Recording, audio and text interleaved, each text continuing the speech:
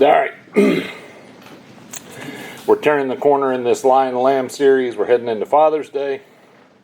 So today I wanted to take an opportunity. We're going to focus more on the lion side of things and lean into the men in the room. But I kind of wanted to take the opportunity to try to course correct something that's off in our culture. Masculinity at large has kind of been devalued in our culture.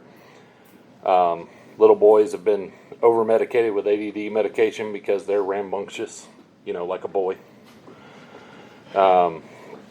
So since I was a kid, the popular phrase was get in touch with your feminine side. I want to get in touch with my feminine side. I'm a boy. There was a famous phrase back in the day, and when I read it, it's not going to sound famous to you because you've never heard it like this, most likely. But the phrase started out as, a man without a woman is like a collar without a button. It was a good phrase. It was meant to teach exactly what we've been teaching in this series, that it takes both. That a man without a woman doesn't work as well, does not operate at its highest peak performance without the button. Now, that idea took on many forms. There were comical versions of the saying, like a man without a woman is like a fish with no tail. So, but over time, as our culture shifted, the phrase shifted. And it became the version of the phrase that you probably know in the 70s, which is, a woman needs a man like a fish needs a bicycle. You see how we went from uplifting and promoting what God does to what our culture now says, which is, you don't really need a man, you're good on your own, and if you have him, it's kind of useless anyway. So, our culture tells men that their masculinity, that the way God made them is unimportant, that they're overactive, and that they should be more like women. And my personal favorite, that the masculinity that God gave them, the Selim and Demuth of God that He placed in us in creation, is actually toxic. Yeah, we're going to go there. We're going to talk about toxic masculinity today. And so that masculinity is being attacked. And in our culture, the idea is that all that makes a man is actually wrong, and we need to fix it and make it more like a woman. And there are actually real-world implications for this. You guys know me and Penny like to go to Helen. One of our favorite things to do, there's a bar up there that we like, and we sit there and we just people watch. Helen's great people watching. Because you get the bikers, you get the college kids that are there to hang out, you get old couples that I don't know why, but apparently, like, if you're still married and you're in your 80s, Helen's the spot. You'll see old couples just walking around. And so there's just this nice variety. And so last year when me and Penny went, we're sitting in this bar and we're watching. And we people watch different because men and women are different. I tend to see something and then I'll turn to her and go, look at this. She watches it and she sits there in silence and judges them internally, as is proper. But this one day we're in this bar, it's called Mondays, and we see this young group. They're about in their early 20s, it's like college age kids, and they all come in, they're all in couples. It's like 3 or 4 couples, guy and a girl, and they all come in a row, and they all sit around the table. And we noticed, I noticed, I didn't know she noticed because she's silent about it, that even though these are couples, these are guys and girls who are together, all the guys were very effeminate. And there's one, you can always tell when you're people watching, there's one in the crowd that is the leader. He's the alpha in the group. And the alpha in this group was sitting at the table in this bar with his legs crossed. And I don't mean legs crossed like a man does. I mean, I can't even do it. My thighs are too thick. But you know what I'm saying. Like he's wearing high heels. And I'm just watching. I'm like, good God, what has happened to men? But I didn't say it. I'm trying to be nice because my wife and I are enjoying lunch. And I turn back around and look at her, and she's staring dead at him, and she goes, thank you. And I said, for what? She said, for being a man. Like, it's such a weird thing in our culture. We've so devalued it that our boys aren't even growing up to act like men anymore. And so I feel like before we move forward in the message, I got to give you a little bit of confession. If we're going to talk about toxic masculinity and what our culture deems as toxic, I'm toxic. By their standards, I'm toxic. What I need to explain alongside of that this morning might surprise you. But again, we're going to be focusing on the men this morning. But the vital information shared to the men this morning is vital for the women in the room too. Because you need to understand why we are the knuckleheads that we are. And why we act the way we act. So, when we talk about toxic masculinity, let's understand our terms first. Because most of us didn't even hear that term until around 2015. That's when it got really popular. That's when everybody started talking about it and how men are toxic in their behavior and it's oppressive to women and yada, yada, yada. The interesting thing is if you look at where that term originates, it was way further back. Because like any cancer, it takes a while to spread. And so the term was actually coined in the 80s by the New Age movement. Also an indicator of how good this is. And it describes the traits of evil, toxic men as lack of emotion, suppressing emotions, anger, aggression, and violence, bullying, belittling, isolation, and withdrawal. That's how you know a man is toxic if he holds those traits. I hold them all. As I said, I'm toxic. So if you're a woman in the room, that all may sound valid because you've met aggressive, belittling men that isolate and suppress their emotions. I guarantee you have. But for the men in the room, what I hope this morning is that when you hear those descriptors, you're thinking, man, that sounds like me. And so, especially ladies in the room are like, wait, did the pastor just said that I hope all the men in the church are toxic? Yes, I did. I did. But let me explain why. I'm going to break down those 4 indicators of proposed toxicity. Lack of emotion and suppression of feelings. Men that seem like they're emotionless, that seem like they suppress their feelings, they come across as cold and heartless. I get that. And I get why the females in the audience would feel that way. I get that when we suppress our emotion, we would seem hard and uncaring. It can come across as though we don't even care. And what I would ask is, do you feel that way because it's true? Or do you feel that way because that's what the culture has trained you to feel? Because here's the thing. Jesus, the one whose image that we were made in, the one whose life we're supposed to live up to, he did all of that, and he was accused by the women in his life of doing just that. In John, we see that a friend of Jesus is very ill, and the women that are closest to the man send word to Jesus. John 11, 4 through 7. When he heard this, Jesus said, "This sickness will not end in death.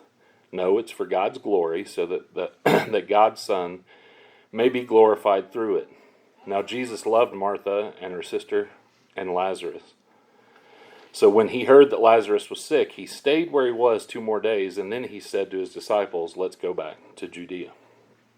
So Jesus gets word that this guy he really cares about, that's a friend of his, is sick and dying.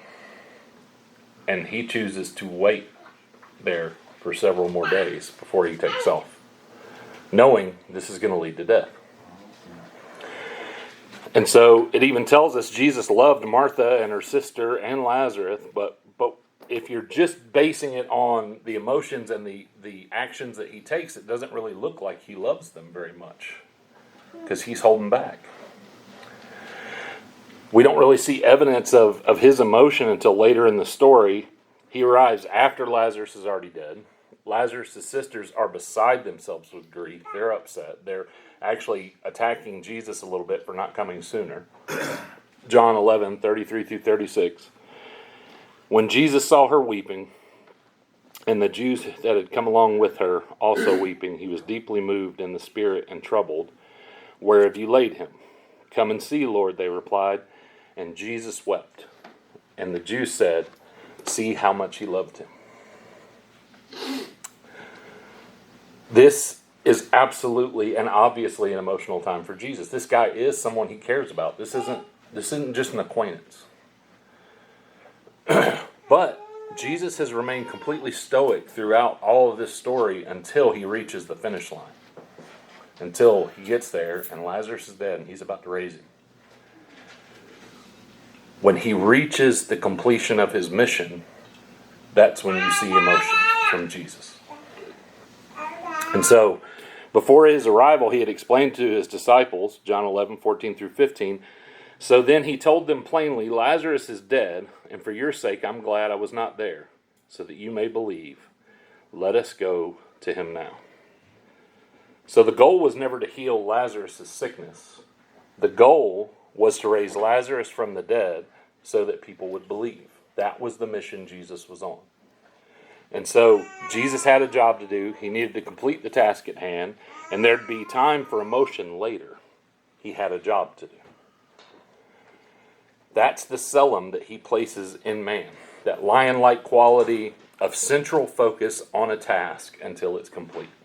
Then we start to feel something. Over the years of raising kids, you can ask Penny how this plays out in real life. It was coming up on Christmas one year. We were in our house in Brazelton, and you guys know how I prep for Christmas, so there's stuff everywhere. Like we had all the plastic containers spread all over the living room, and Griffin's just a little baby kid, and he's up there jumping off the couch, as he would do often, and Penny's yelling at him to stop jumping off the couch, he's going to hurt himself, and he listened like Griffin typically listened back then. And so he got up higher, and he got on the arm of the couch and just swan dived off of it. And he came down with his lip right on the edge of one of those plastic containers. And he hit it so hard, it didn't cut him out here. The pressure hitting his teeth split the inside of his lip all the way up as far as we could see. And so he's just gushing blood from his mouth. Penny, frantic, emotional, freaking out, almost spinning in place. I had the same emotions. I didn't act on them. I had a job to do. My son was hurt.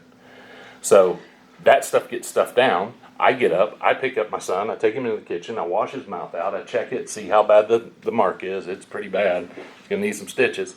So then I shove a paper towel in his mouth, tell him to bite down on it, put him in his car seat, and take him to the hospital. Now what she'll also tell you is after events like this, once it was all said and done, all that I held back would hit me. I'd start crying. I'd freak out. But during the mission, I didn't. And whenever the mission was over, Penny reverted. She went from freak out mode to back to being calm and collected and ready to handle things, which is good because I fell apart. But that's how he made us. That's why we're this way. You don't want a man who cannot do that.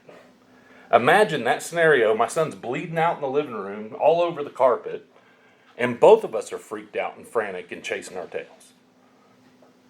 God made us this way on purpose. And so the idea of lack of emotion or suppressing emotions is what we're built for, so that we can handle a mission. When the mission is complete, then we can let it in. We're just wired different. Women don't understand the emotional suppression in men, but I promise you that you have all benefited from it at some point in your life. It's a gift from God that we see play out in the life of Jesus. On to the next one, isolation and withdrawal. The idea that men tend to need time alone to process can negatively affect the women in our lives. It can make us seem isolated, like we're disconnected, like we just don't want to be around you. And I understand that. And I understand why you would feel that way.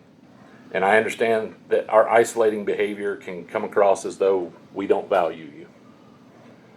But again, I would ask, is that because it's true? Or is that because that's what you've been trained to think? Because here is an interesting fact for you. Jesus did this a lot. A lot. At the beginning of Jesus' ministry, right after being baptized by John the Baptist, he goes off by himself for 40 days and isolates. And this kind of became the trademark of his ministry. If you read through the Gospels, from the very beginning of that 40 days isolation all the way to the end at the cross, you will see him isolate over and over and over again. Jesus was constantly walking away from everybody to process things on his own. He often did this after a really trying, tiresome day. If something happened that really took it out of him, you will see in the scripture, he will go off his own. Mark tells us that after driving out an impure spirit and then healing a bunch of people, Mark 1:35-37 says, very early in the morning, while it was still dark, Jesus got up, left the house, and went off to a solitary place where he prayed. Simon and his companions went to look for him, and when they found him, they exclaimed, everyone is looking for you. Luke tells us that after having a taxing interaction with healing a man of leprosy in Luke 5:15-16, yet the news about him spread all the more, so the crowds of people came to hear him and to be healed of their sickness. But Jesus often withdrew to lonely places and prayed.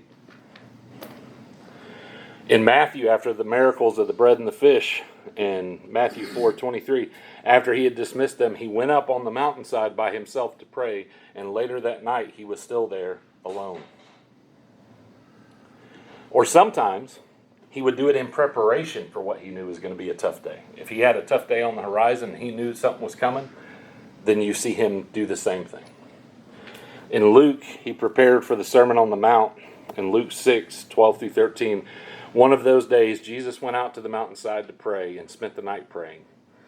And when morning came, he called his disciples to him and chose the 12 of them when he was there, whom he also designated apostles. We see this right before he goes to the cross when he's in Gethsemane. And he's preparing for the end of his mission and all that he has been sent here to do. And in Mark 14:32-35, it says, they went to a place called Gethsemane, and Jesus said to his disciples, sit here while I pray. He took Peter and James and John along with him, and then he began to be deeply distressed and troubled. And so, let me paint the picture. Let me pause the scripture. He takes all of his guys, and then he takes a handful of the closest one, and they go off with him. Well, that's not being alone, right? He's incredibly troubled. He said, my soul is overwhelmed with sorrow to the point of death. Stay here to keep watch. So he ditches them. And then he says, going a little further, he fell to the ground and prayed that if it was possible, the hour might pass from him. So he takes all of his guys. He's got to get away. He's got to process this. He takes a handful of guys that he really trusts. And then he gets further along and he's like, I can't. I gotta leave you here and I got to keep going off by myself. Sometimes, just because of the constant chaos of life and all the things that Jesus was dealing with, there are always more people that want more from you. And so you see him isolate to get away from that. Mark 1:45, instead, they went out and began to talk freely, spreading the news. As a result, Jesus could no longer enter a town openly. He stayed outside in the lonely places. So just because of the chaos of life, you see Jesus back away and spend time alone. We see that he values this time, but it's often disrupted. In Matthew, he seeks some isolation. Matthew 15:29-30. Jesus left there and he went along the Sea of Galilee, and then he went up on the mountainside and sat down. Great crowds came to him, bringing the lame, the blind, the crippled, the mute, and many others, and they laid at his feet, and he healed them. So, if isolating, if withdrawing is a characteristic of a toxic man, Jesus is pretty toxic. Or Men are just wired different. And we process things differently than women do. When women get stressed or overwhelmed, the women I know, I'm not a woman, so I can't speak with authority on y'all like I do on the men. But the women I know, when you guys get stressed and freaked out, you seek interaction. You want someone to look you in the eyes and understand what you're struggling with and hear you vent. Even you're not looking for answers. I know I've learned that over almost 30 years of marriage. She doesn't want you to fix the problem, but she does want you to hear her. That's what she wants. She wants to sit across from somebody and be heard. Men don't want that. Men just want to be left alone. Men want to make sure that we understand our own feelings because oftentimes we don't. And so we're doing the same thing you're doing, we just do it differently. We don't have the same emotional maturity that women do. And so we go off by ourselves to make sure we know why we're upset before we talk to anybody about it. Because the way we're wired, we hold in all of our feelings and we get the job done. And then when the job's done, all of them come rushing in at one time. And then we got to figure out what the heck we're feeling. So as much as you ladies need to look in the eyes of somebody that gets it as you unload, we know that you won't get it because we don't get it. And we need time to go get it. And so we need to go and unload to the only person that might understand. And in the best circumstances, in the life of Jesus, that someone would be God, casting our cares and our burdens at his feet. In a less optimal circumstance, that someone is ourself. We're sitting alone and trying to process it within our own head. And because we know no one else, not even the other men in our lives, is going to understand what we can't even verbalize. Bullying and belittling. Men come across as far more abrasive than our female counterparts. Men tend to be blunt. To the ladies in the room, that can come across as us being uncaring, unnecessarily offensive, harsh, or just a bully. Again, is it true or is it just what you've been taught to think? Now I know what you're thinking. Is Woody really about to tell us Jesus was a bully? Kind of, yeah. I am. I don't think Jesus was a bully. The problem is I disagree with the premise altogether. In our culture, not affirming and elevating something is seen as bullying. And so, because I hold a religious belief based on the scripture that homosexuality is a sin, I'm seen as a bully if I say that. Because I'm not elevating them and propping them up and telling them that they're great. Doesn't mean I don't love them. Doesn't mean I'm not nice to them. But I can't get around the belief I have that I think is in the scripture. If I look at someone that's obese and based on scientific fact, I believe that that's probably an unhealthy lifestyle. I do this every morning in the mirror. But I don't elevate and I don't tell them they're beautiful and this is great and you should keep living this way. Well, then I'm a bully. Because I haven't propped them up and I haven't told them they're great. See, I disagree that Jesus is a bully, but if the cultural standard is the one we're going to use, then Jesus is a bully. Because he's not going to prop you up and tell you what you're doing is fine. So, if we're going to play by those standards of our broken society, that to not elevate and praise something makes you a bully, then yeah, Jesus fits the bill of a bully. Because Jesus never shied away from bluntness when bluntness was warranted. He meets a Samaritan woman at a well, and he treats her with respect. He treats her well. He has a long conversation with her. He tries to help her. He shows that he values this woman, who's ignored by not only the Jews, but by her own people. And so we all go, oh, that's so nice, Jesus. And then he asks her to go get her husband and says, you know, if we're going to continue this conversation, your man should probably be present. And she says, well, I don't have a husband. And Jesus replies in John 5:17-18, you're right when you say you have no husband. The fact is that you've had 5 husbands, and the man that you now have is not your husband. What you have said is quite true. bully. You just called her out. That was uncalled for. He says, I know you don't have a husband, you've had 5, and now you're shacked up with some other dude, and that just doesn't sound very nice, Jesus. And I disagree with that premise. That depends. Would it be nicer for Jesus to ignore her sin? Would it be nicer if he just pretended like what she was doing was fine as she walked carelessly into the flames of hell? See, I don't think that's nice.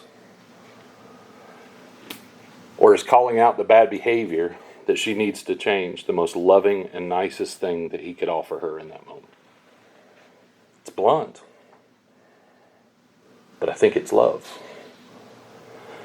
Jesus meets a paralyzed man at the pool in Jerusalem. The man's been paralyzed 38 years. That's sad. That's awful. It's terrible. So Jesus goes and tells him to pick up his mat and to walk, and he heals him right in that place. And so, oh, that's so nice, Jesus. And then in John 5:14, he says, see, you're well again. Stop sinning or something worse is going to happen to you. Dang, Jesus, he's been crippled for 38 years. This just took his first steps. Could you calm down a little bit? Stop being a bully. The final statement seems unnecessarily harsh, doesn't it? Or it seems like Jesus has real concern for the man and his well-being. Jesus is walking in the temple courts one day, and he encounters this scene of a street trial. This woman's going to be put to death. She's going to be stoned in the middle of the street. And so he defends the woman about to be put to death of adultery. And so that's so nice of him. Well, that's the Jesus we like. And then he tells her in John 8:11, go now and leave your life of sin. This woman is about to be killed, and Jesus picks this moment to point out her flaws. That's kind of bullyish, isn't it?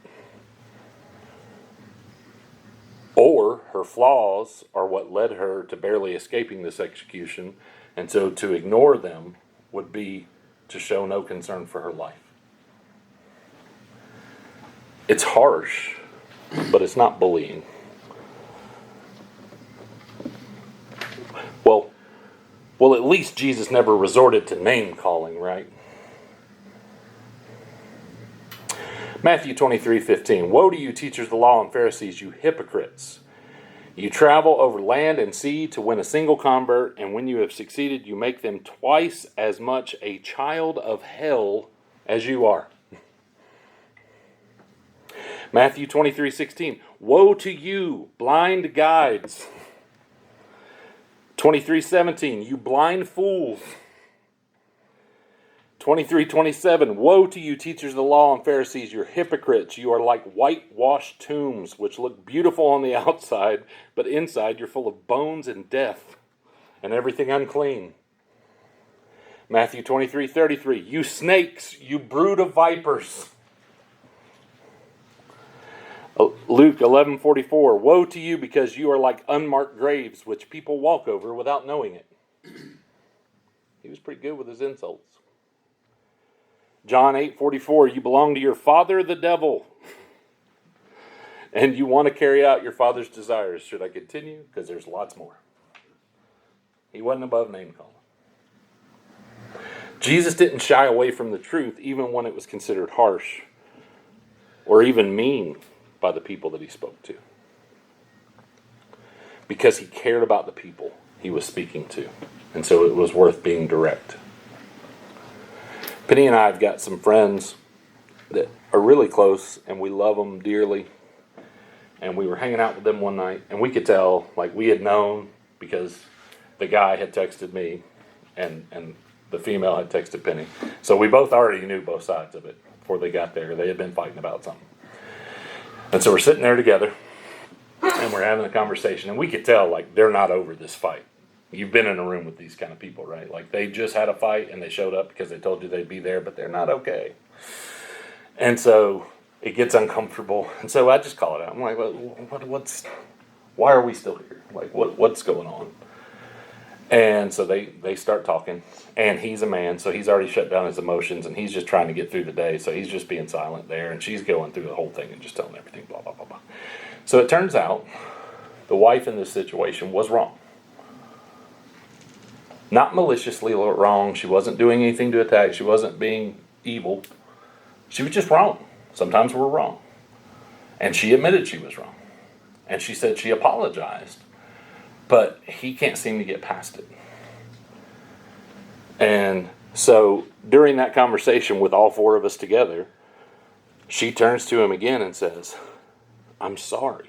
And she means it. Like, you can hear it in her voice. You know when it's a real apology and when it's not. And she turns to him and she goes, I am sorry.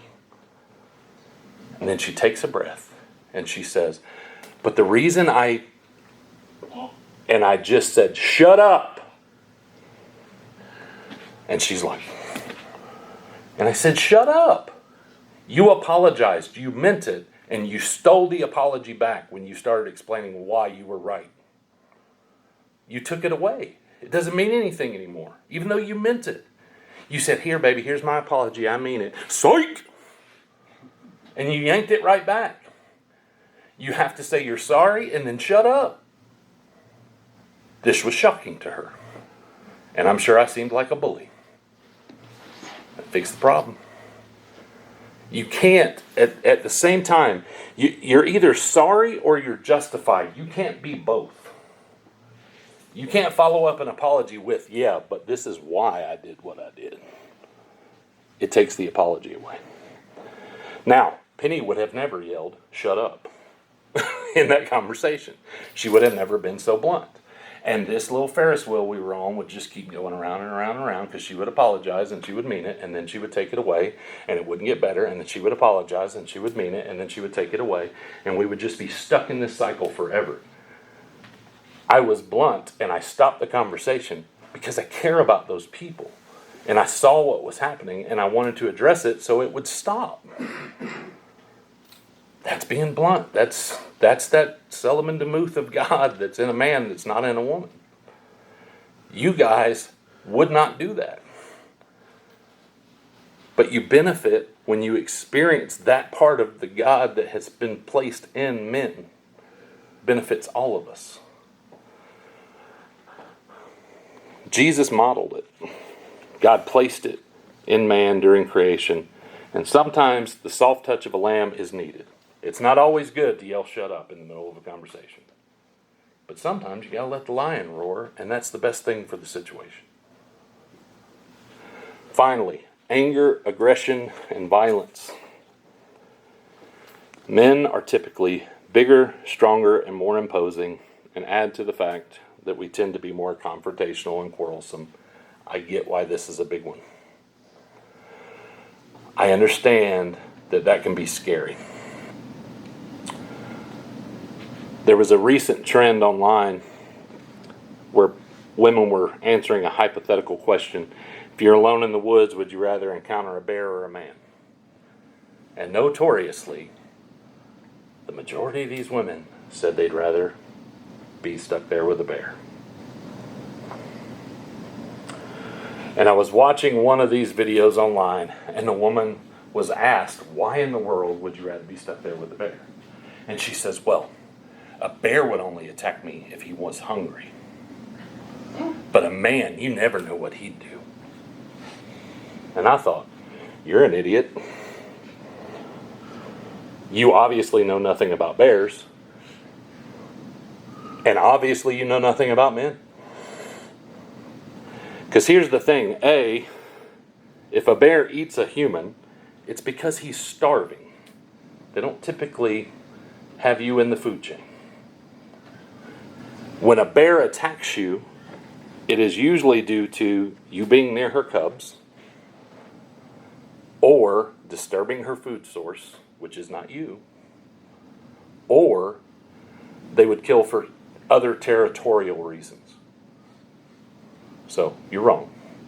And B, as far as you never know what a man would do, I don't know, maybe he'd protect you from the bear, stupid. I mean, this idea that men's anger and aggression is horrible a society would not survive without it. I'm not saying it's not there. I'm saying you need it. The fact that men are more aggressive and more prone to violence is a gift that God placed in men to benefit the women. A man who is not capable of violence is not a good protector. And that's kind of his core job. Men are supposed to be dangerous. We look at it like it's virtuous not to fight. I heard it when I was in school, so I can only imagine how worse it's gotten. You never fight. It's never okay to fight. Excuse me? We wouldn't be a country. There's lots of things in our history that without fighting, without violence, you wouldn't be here today. And so I struggled to understand how you can look at a man and, if he's kind of pathetic and weak and he crosses his leg at the bar, you're not surprised when he abstains from a fight. He has no choice but to be a pacifist. But when you see a man who is capable of anger, aggression, and violence, and he reaches out a kind hand to you and he gives you a hug, that's what you want. It is not virtuous for the weak man not to fight. It is virtuous for the strong man to abstain from fighting. It's self-control when you have the capacity to destroy someone and you choose not to. For any who have grown up believing that Jesus was a pacifist, that he taught you should never choose violence like our teachers used to tell us, this is going to be rough for you. When Jesus sends out his disciples, he tells them in Luke 22:36, "But now if you have a purse, take it, and also a bag. And if you don't have a sword, sell your cloak and buy one." He's sending them out into the world. A sword at that time was a military-grade weapon. And he says, if you don't have one, sell the shirt off your back and go get one. I'm sending you out into a hostile world that hates you because it hates me, and you need to carry with you the capacity for violence. Be prepared. Hopefully, you'll never have to use it, but you need it. Jesus himself modeled biblical violence when he walked into the temple and he saw the affront to God that was happening there, and he sat down and he made a whip, again, a weapon, and prepared to drive out the money changers, and he violently flipped their tables over, and it's kind of tough. If you're going to paint Jesus as a pacifist, you're going to have to cut a lot of scriptures out. And you say, yeah, but those were extenuating circumstances. He taught nonviolence. He taught peace and love. But there are a couple times he acted out. Well, anytime violence is used, it should be an extenuating circumstance. I don't recommend it being like Tuesday. I don't recommend it just being a constant aspect of your life, because then you have no self-control. But the other answer is he only taught nonviolence, only peace and love. Luke 12:49-51, I've come to bring fire on the earth, and how I wish it was already kindled. But I have a baptism to undergo, and what constraint am I under until it is completed? Do you think I came to bring peace to this earth? No, I brought division. Matthew 10:34, do not suppose that I have come to bring peace to the earth. I did not come to bring peace, but a sword.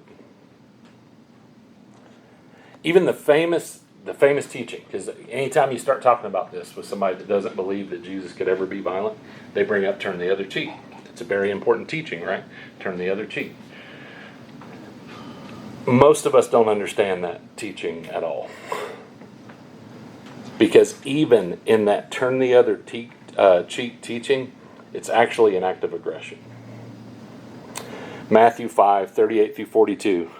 You have heard it said, eye for an eye, tooth for a tooth, but I tell you, do not resist an evil person. If anyone slaps you on the right cheek, turn to them the other cheek also. So lots of people read that and go, wow, if somebody attacks you, just let them keep attacking you. I'm going to need a volunteer, will you? I need somebody to slap. Come up here. Let me explain what this actually is. So, I won't slap you hard, I promise. Not much. I don't know. We'll see. So this is a social slap. People got to see you slap. It says if he slaps you on the right cheek, that's because it's a backhand slap. Mm-hmm. And the right hand would hit you like that. He says turn the other cheek. I can't backhand slap your other cheek with my right hand. My left hand in this culture is considered unclean. Didn't have running water back then. That's the hand you wipe with. And it's seen as socially unpure if I were to touch you with my left hand. So when you turn your cheek and I'm forced to slap you with my left hand, I just made myself the bad guy, and the whole society is going to shun me. And so he's saying, go forth, and if they slap your right cheek, turn your left cheek and dare them to become the villain. Dare them to then step into the realm of being what they're trying to make you be. Go ahead. Jesus had a huge capacity for violence. The fact that we see so little of it doesn't mean that he didn't have the capacity. It just shows he wielded it well. It means that he was fully in line with not just the selim, not just the urge, but the demuth, the function. And he did it well. I'm 6'2", 290 pounds, heavily tattooed. Has anyone here ever seen me throw a punch? Penny's in the back, so good. It's a clean slate. I'm not saying I hit my wife. She just saw it happen. Does anyone here doubt that I've punched somebody in the face before? No. Because there's a capacity for violence in me. And you could see, even today, there would be a situation that happened where I would act violently.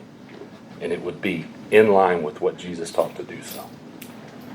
And it wouldn't be against his teachings to do so, if it is handled appropriately with the selim and demuth that he placed in men. So, it's not shocking to you because I've got that selim of God placed in man. And I tend to isolate when I decompress. I suppress my feelings until the mission is accomplished. I'm blunt, and when I feel like bluntness is needed. And I have the capacity for great violence, just like Jesus. So these traits are not toxic. They're gifts from God. They can be toxic. If we do not hold true to the demuth, to the function of how all these things work, every single thing we went over is toxic. It's one thing to have the form, it's another to have the function. Without that intended function, every one of these turns sour.